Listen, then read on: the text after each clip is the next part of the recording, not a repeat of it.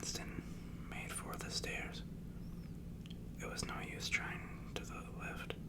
Even at the best of times, it was seldom working. And at present, the electric current was cut off during the daylight hours. It was part of the economy drive in preparation for Hate Week. The flat was 7 flights up, and Winston, who was 39 and had varicose ulcer above his right ankle, went very slowly, resting several times on the way, on each landing, opposite lift shaft. The poster with the enormous face gazed from the wall. It was one of those pictures which are so contrived that the eyes follow you about when you move. Big Brother is watching you. The caption beneath it ran. Inside the flat, a fruity voice was reading out a list of figures which had something to do with the production of pig iron.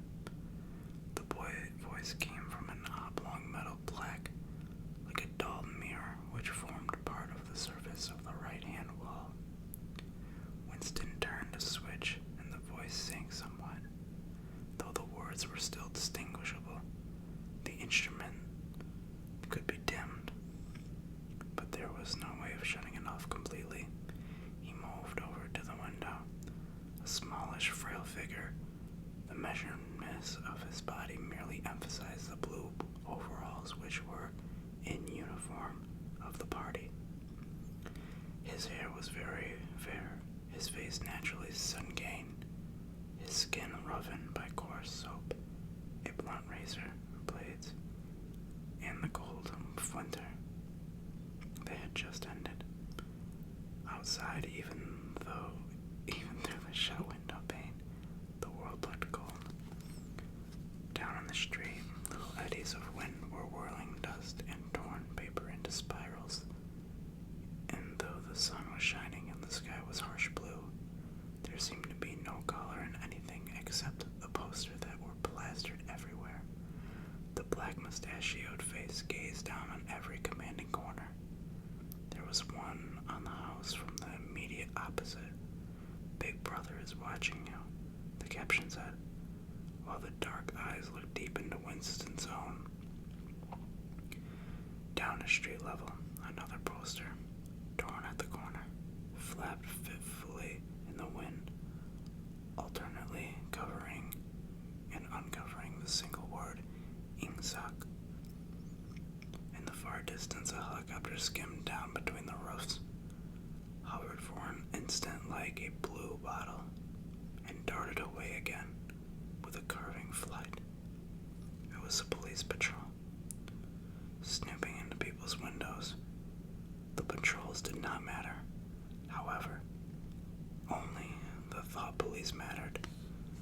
Behind Winston's back, the voice from the telescreen was still babbling away about pig iron and the overfulfillment of the 9th 3-year plan.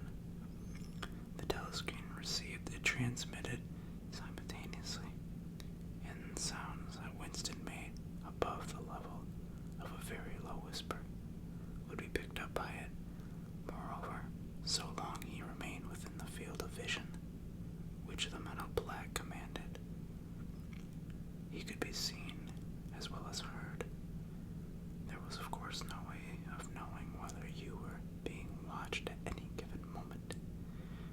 How often, or on what system, the thought police plugged in on any individual wire was guesswork. It was even conceivable that they watched everybody all the time, but at any rate, they could plug into your wire whenever they wanted to. You had to did live, from habit that became instinct, and the assumption that every sound you made was overheard, and except darkness, every movement was scrutinized. Winston kept his back turned to the television. It was safer, though, as he well knew. Even a back can be revealing. A kilometer away, the Ministry of Truth, the place of work, towered vast and white above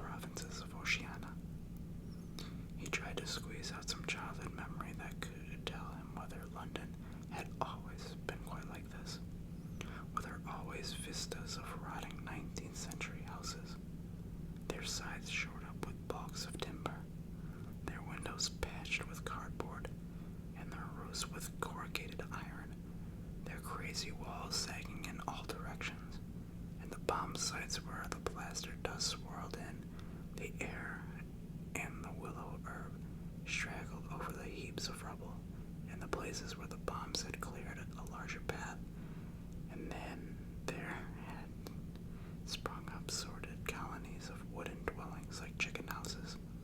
But it was no use. He could now remember. Nothing remained of his childhood except a series of bright-lit tabloid, occurring against no background, and mostly unintelligible. The Ministry of Truth, Mini True, in Newspeak, was startlingly different from any other object in sight. It was an enormous pyramidal structure of glittering white concrete soaring up, terrace after terrace, 300 meters into the air. From there Winston stood. It was just impossible to read, picked out of his white face in elegant lettering, the three slogans of the party: war is peace, freedom is slavery, ignorance is strength. The Ministry of Truth contained, it was said, 3,000 rooms above the ground level and corresponding ramifications below, scattered about London. There were just 3 other buildings of similar appearance and size, so completely did they dwarf the surrounding architecture that from the roof of Victory Mansions you could see all 4 of them simultaneously. They were the homes of the 4 ministries between which the entire apparatus of government was divided. The Ministry of Truth, which concerned itself with news, entertainment, education, and the fine arts.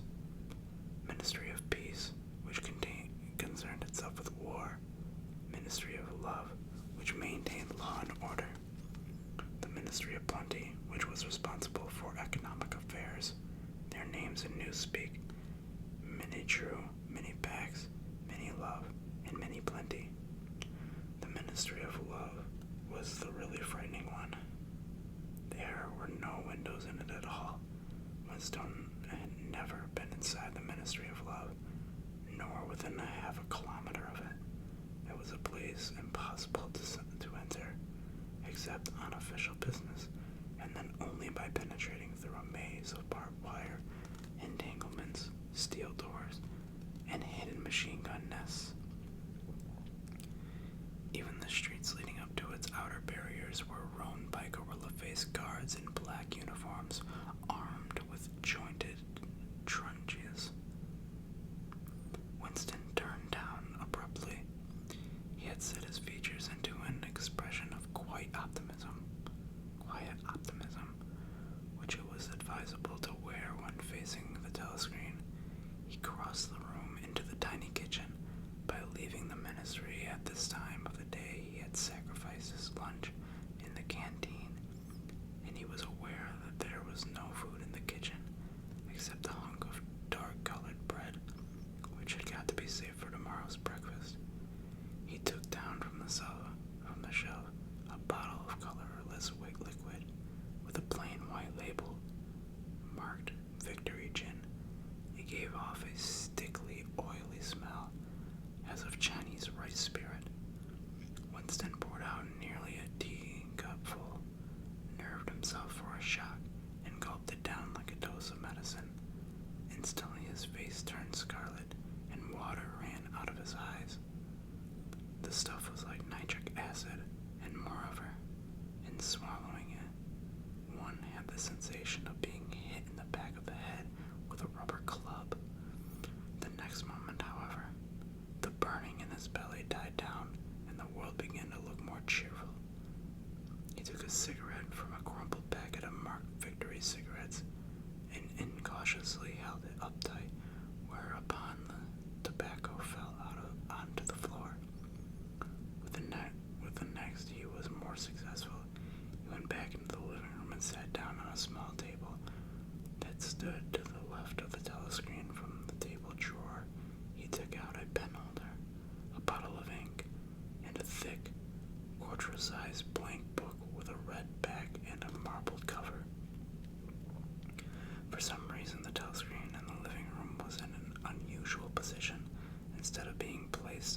as was normal in the end of the wall, where it could be command the whole room. It was the longer wall opposite to the window.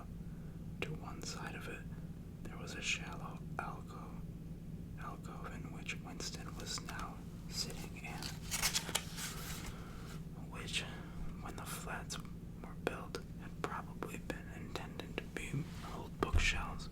By sitting in the alcove and keeping well back, Winston was able to remain outside the range of the telescreen so far as sight went.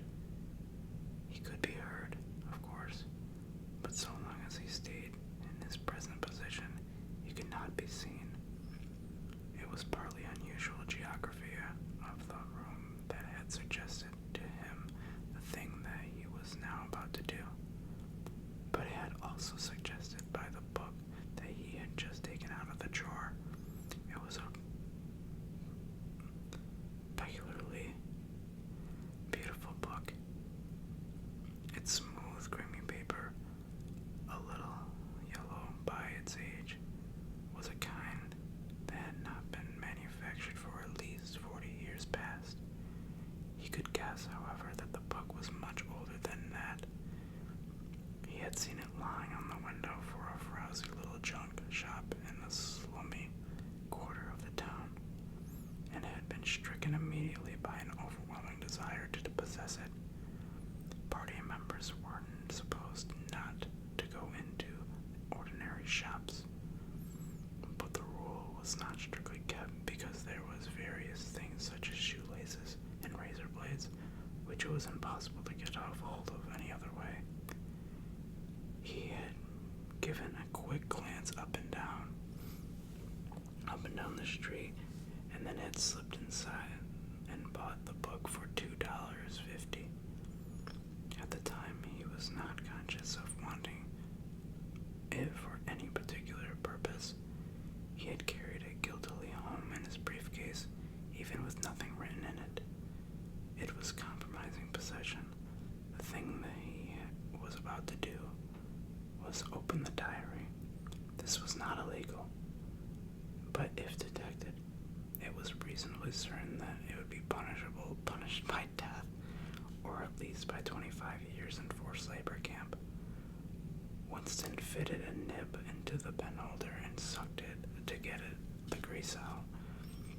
The pen was an archaic instrument, seldom used for signatures, and he had procured one, furtively, and with some difficulty, simply because of the feeling that the beautiful creamy paper deserved to be written on with a real nib instead of being scratched with an ink pencil. Actually, he was not used to writing by hand. Apart from very short notes, it was usual to dictate everything into the speak right, which was, of course, impossible for his present purpose. He dipped the pen into the ink, then faltered for just a second. A tremor had gone through his bowels. To mark the paper was the decisive act. In small, clumsy letters he wrote, April 4th, 1984. He sat back. A sense of complete helplessness had descended upon him. To begin with, he did not know with any certainty that this was 1984. It must be around about that date, since he was fairly sure that this age was 39, and believed that he had been born in 1944 or 1945. But it was never possible nowadays to pin down any day within a year or two. For whom it suddenly occurred to him to wonder, was he writing this diary for the future, for the unborn? His mind hovered for around the doubtful date on the page, and then fetched up with a bump against the newspeak word, doublethink. For the first time, the magnitude of what he had undertaken came home to him. How could you communicate with the future? It was of its nature impossible. Either the future would resemble the present, in which case it would not listen to him, or it would be different from it, and his predicament would be meaningless. For some time he sat up gazing stupidly at the paper. The telescreen had changed over the strident military music. It was curious that he seemed not merely to have lost the power of expressing himself, but even to have forgotten what it was that he had originally intended to say. For weeks past, he had been making ready for this moment, and it had never crossed his mind that anything would be needed except courage. The actual writing would be easy. All he had to do was transfer to paper the restless monologues that had been running inside his head internally for years. At this moment, however, even the monologue had dried up. Moreover, his varicose ulcer had begun itching unbearably. He dared not scratch it because if he did, it became so inflamed. The seconds were ticking by. He was conscious of nothing except the blankness of the page. In front of him, the itching of the skin above his ankle, the blaring of the music, and the slight booziness caused by the gin. Suddenly he began writing in sheer panic, only imperfectly aware of what he was setting down.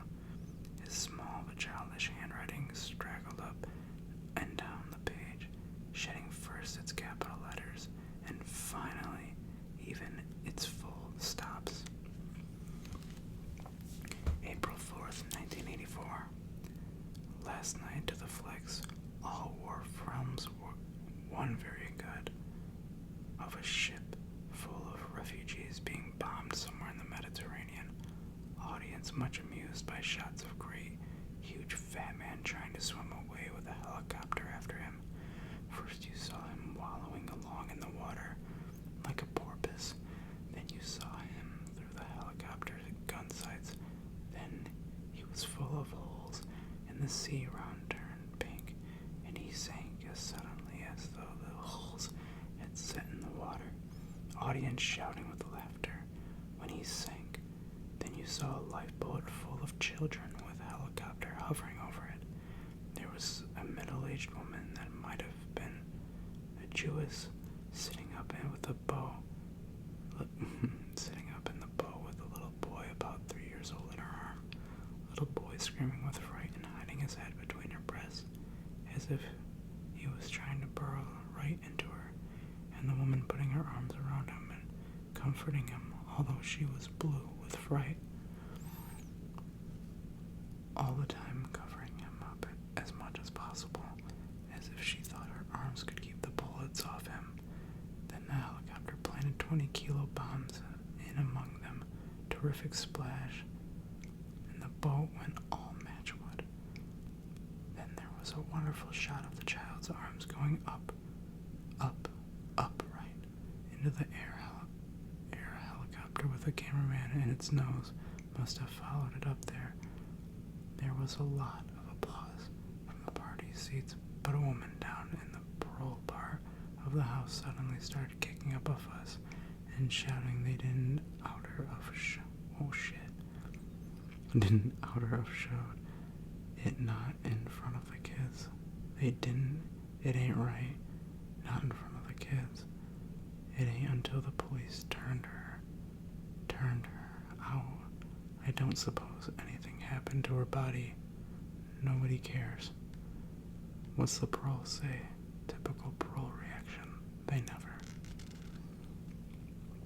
Winston stopped writing, partly because he was suffering from the cramp. He did not know what made him pour out his stream of rubbish, but the curious thing that while he was doing so, a totally different memory was clarified itself in his mind, to the point where he almost felt equal to the writing it down. It was, he now realized, because of this other incident that he had suddenly decided to come home and begin the diary today.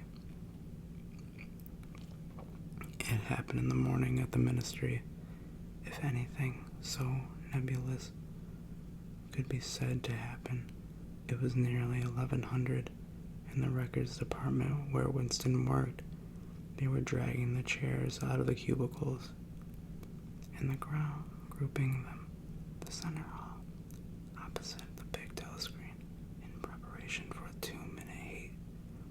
Winston was just taking his place in one of the middle rows when two people whom he knew by sight but had never spoken to came unexpectedly into the room. One of them was a girl whom he often passed in the corridors. He did not know her name, but he knew that she worked in the fiction department, presumably since he had sometimes seen her with oily hands and carrying a spanner. She had some mechanical job on one of the novel writing machines. She was a bold-looking girl of about 27 with thick dark hair and a freckled face with slick athletic movements. A narrow scarlet sash, emblem of Junior Anti-Sex League, was wound several times around the waist of her overalls, just tightly enough to bring out the shapeliness of her hips. Winston had disliked her from the very moment of seeing her. He knew the reason. It was because of the atmosphere of hockey fields and cold baths and community hikes and general clean-mindedness which she managed to carry about with her.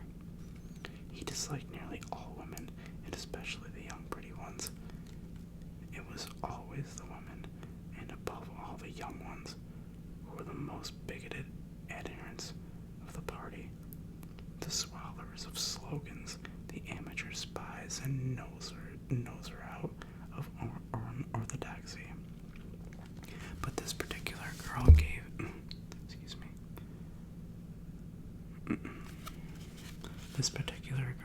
him the impression of being more dangerous than most. Once they passed the corridor, she had given him a quick sidelong glance which seemed to pierce right into him, and for a moment had filled in with black terror. The idea had even crossed his mind that she might be an agent for the thought police. That, it was true, was very unlikely. Still, he continued to feel peculiar uneasiness, which fear mixed up in as well as hostility, wherever she was anywhere near him. The other person was a man named O'Brien, a member of the inner party and holder of some post important and remote that Winston had only dim idea of its nature. A momentary hush passed over the group of people around the chairs as they saw black overalls of an inner party member approaching. O'Brien was a large, burly man with a thick neck and a coarse, humorous, brutal face. In spite of his formidable appearance, he had a certain charm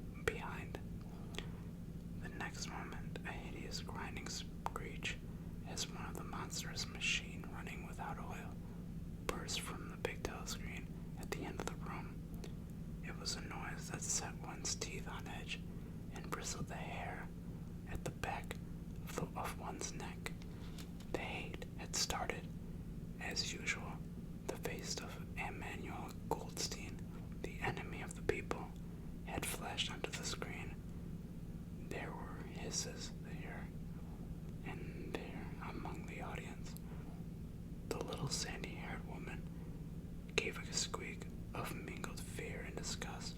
Goldstein was the renegade, the backslider, who once, long ago, had been one of the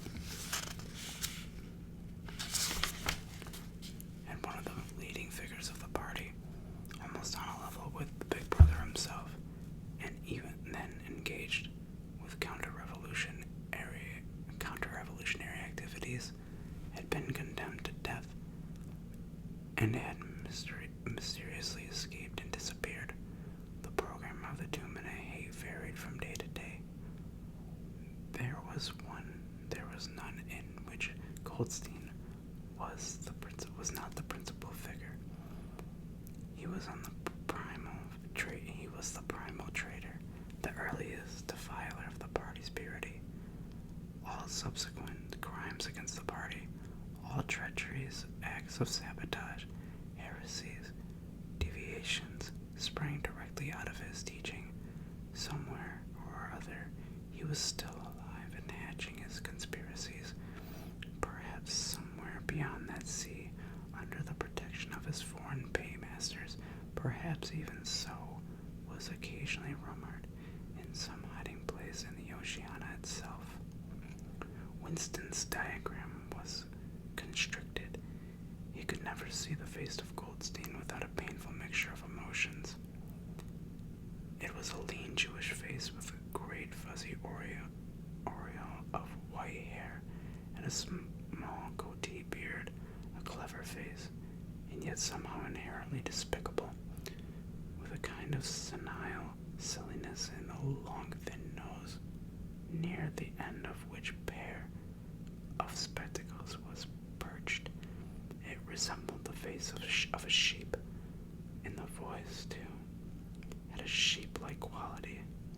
Goldstein was delivering his usual venomous attack upon the doctrines of the party, an attack so exaggerated and perverse that a child should have been able to see right through it, and yet just plausible enough to fill one with an alarmed feeling that other people, less level-headed than oneself, might be taken in by it. He was abusing Big Brother. He was denouncing the dictatorship of the party. He was demanding the immediate conclusion of peace with the Eurasia. He was advocating for freedom of speech, freedom of press, and freedom of assembly, freedom of thought. Freedom of assembly, freedom of thought. He was crying hysterically that the revolution had been betrayed, and all this rapid polysyllabic speech, which was sort of a parody of the habitual style of the orators of the party, and even contained more newspeak words indeed than any party member would normally use in real life. And all the while, at least one should be in doubt as to the reality in which Goldstein's species, claptrap covered behind his head,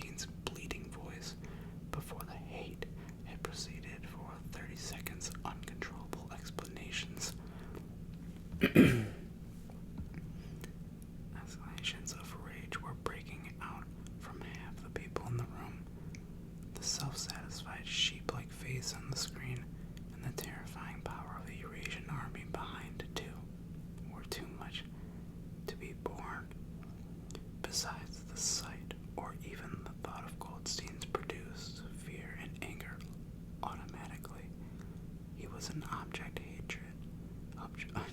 of hatred more constant than Eurasia or East Asia. Since when Oceania was at war with one of these powers, it was generally at peace with the other. But what was strange was that although Goldstein had hated and despised by everybody, although every day and 1,000 times a day on platforms on the telescreen, in newspapers and books, his theories were refuted, smashed, ridiculed, held up into the general gaze for the pitiful rubbish they were. In spite of all this, his influence never seemed to grow less. Always there were fresh dupes waiting to be seduced by him.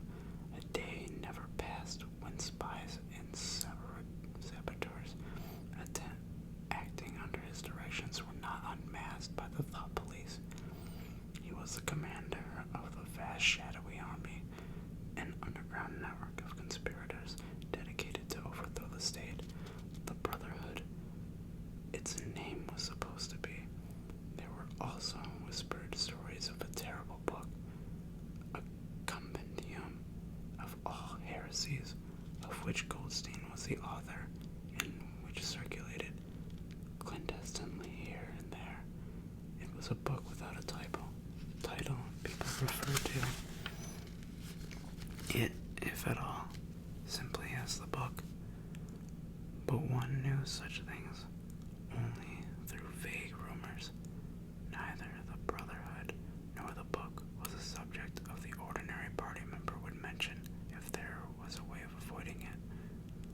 In its second minute, the hate rose to a frenzy. People were leaping up and down in their places and shouting at the tops of their voices in an effort to drown the maddening, bleating voice that came from the screen. The little sandy-haired woman had turned bright pink, and her mouth was opening and shutting like that of a landed fish. Even O'Brien's heavy face was flushed. He was sitting very straight on his chair, his powerful chest swelling and quivering, as though he were standing up to an assault of a wave. The dark-haired girl behind Winston had begun crying out, "Swine, swine, swine," and suddenly she picked up a heavy Newspeak dictionary and flung it at the screen. It struck Goldstein's nose and bounced off. The voice continued inexorably. In a lucid moment, Winston found that he was shouting with the others and kicking his heel violently against the rung of his chair. The horrible thing about the 2 minutes hate was not that one was obligated to be a part, but that it was impossible to avoid joining in. Within 30 seconds, any pretense was always unnecessary. A hideous ecstasy of fear, vindictiveness, a desire to kill, to torture, to smash faces with a sledgehammer seemed to flow through the whole group of people like an electric current, turning one, even against one's will, into a grimacing, screaming lunatic. And yet the rage that one felt was an abstract, undirected emotion which could be switched from one object to another, like a flame to a blow lamp. Thus at one moment Winston's hatred was not turned against Goldstein at all, but on the contrary against Big Brother, the party, and the thought police. And at such moments his heart went out to the lonely, derided heretic on the screen, sole guardian of truth and sanity in a world of lies. And yet the very next instant he was at one with the people around him, and all that was said of Goldstein seemed to be true.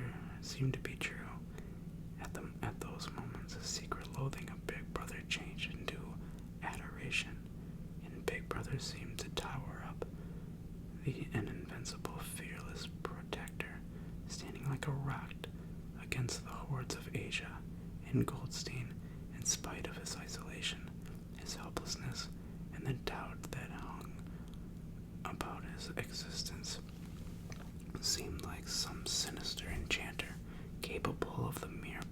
his voice of wrecking the structure of civilization.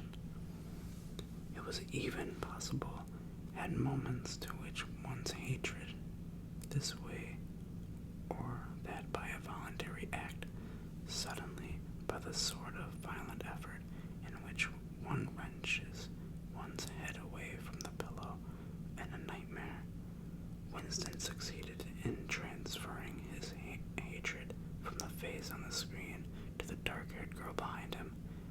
Vivid, beautiful hallucinations flashed through his mind. He would flog her to death with a rubber truncheon. He would tie her naked to a stake and shoot her full of arrows like Saint Sebastian. He would ravish her and cut her throat at the moment of climax. Better than before, moreover, he realized why it was that he hated her.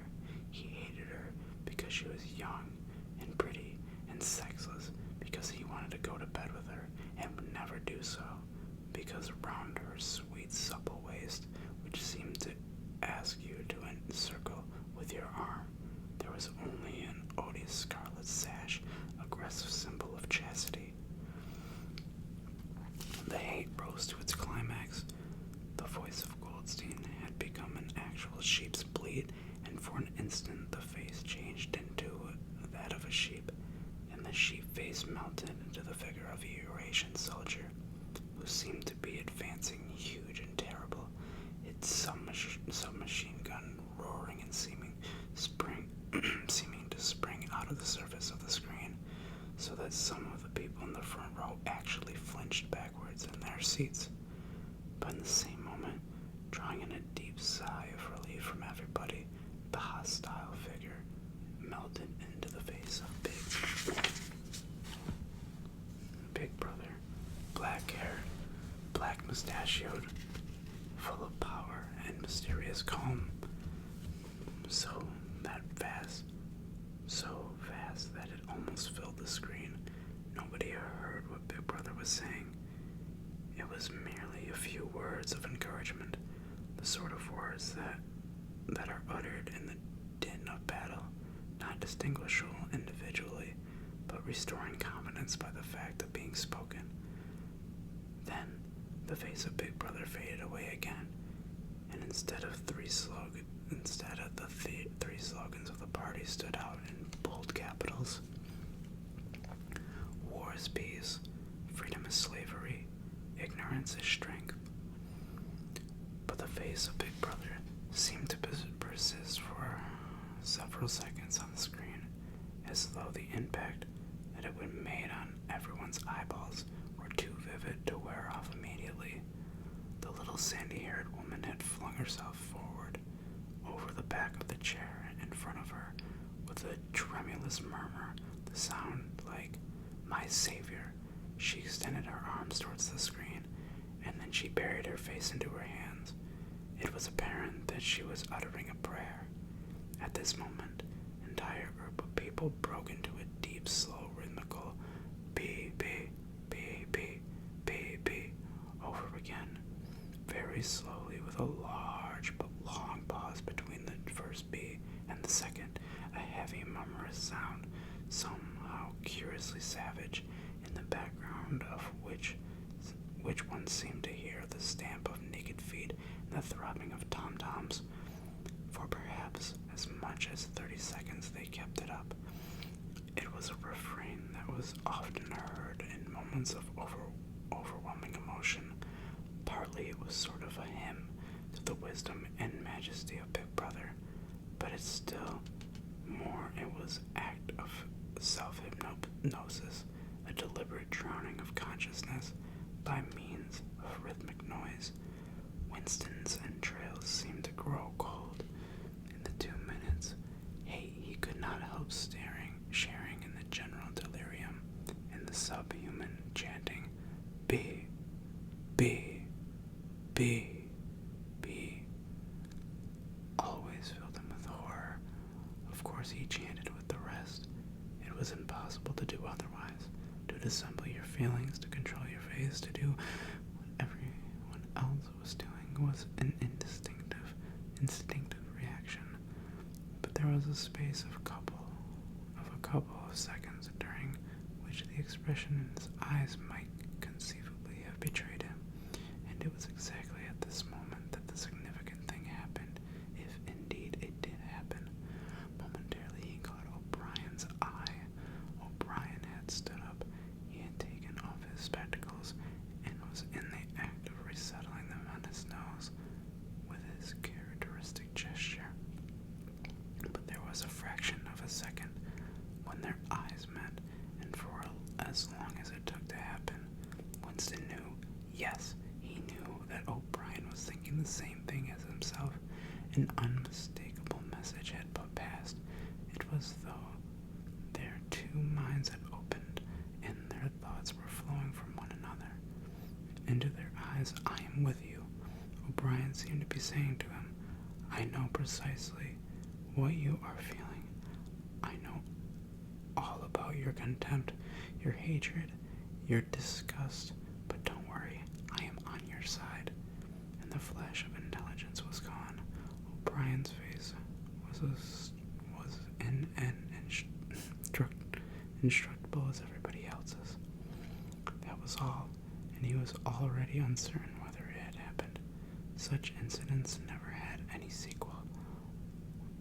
All that they did was to keep alive in him the belief or hope that others besides himself were the enemies of the party. Perhaps the rumors of vast underground conspiracies were true after all. Perhaps the Brotherhood really existed. It was impossible, in spite of the endless arrests and confessions and executions, to be sure that the Brotherhood was not simply a myth. Some days he believed it, some days not. There was no evidence, only fleeting glimpses that might mean anything or nothing. Snatches of overheard conversation, faint scribbles of lavatory walls, once even when two strangers met, a small movement. Nothing. Snatches of overheard conversation, faint scribbles on lavatory walls, once even when two strangers met, a small movement of hands which had looked down through it, though it might be a signal of recognition. It was all guesswork. Very unlikely he had imagined everything. He had gone back to his cubicle without looking at O'Brien's again. The idea, the following of their monetary contact hardly crossed his mind. It would have been inconceivably dangerous even if he had known how to set about doing it.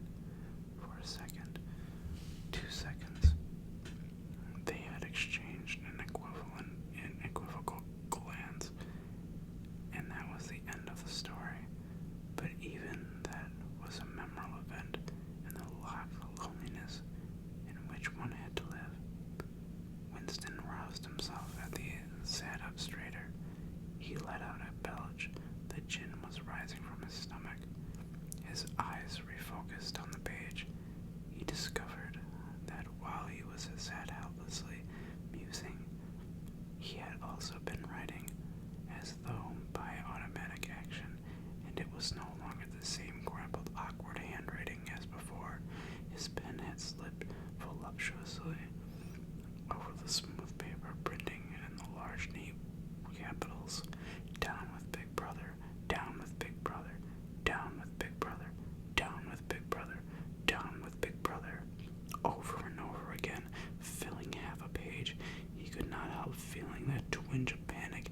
It was absurd, since the writing of those particular words was not more dangerous than the initial act of opening the diary. But for a moment he was tempted to tear out the spoiled pages and abandon the enterprise altogether. But he did not do so, however, because he knew that it was useless. Whether he wrote "Down with Big Brother" or whether he refrained from writing it made no difference. Whether he went on with the diary, or whether he did not go on with it, made no difference. The thought police would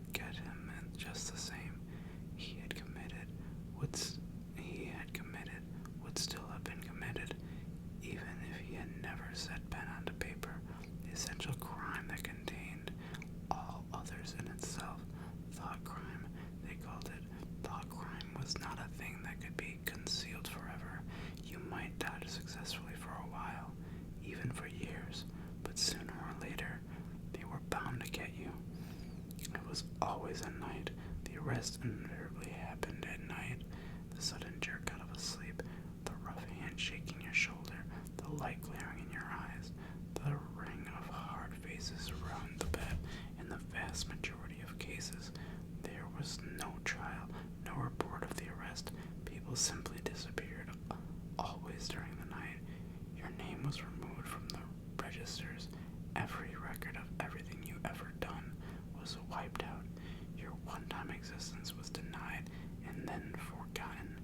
You were abolished, annihilated, vaporized was the usual word. For a moment, he was seized by a kind of hysteria. He began writing in a hurried, untidy scrawl. They'll shoot me. I don't care. They'll shoot me in the back of the neck. I don't care. Down with Big Brother. They always shoot you in the back of the neck. I don't care. Down with Big Brother. He sat back in his chair, slightly ashamed of himself, and laid down his pen. And the next moment he started violently. There was a knocking at his door. Already, he sat still as a mouse in the futile hope that whoever it was might go away after the single attempt. But no. The knocking was repeated. The worst thing of all would be to delay. His heart was thumping like a drum, but his face, from long habit,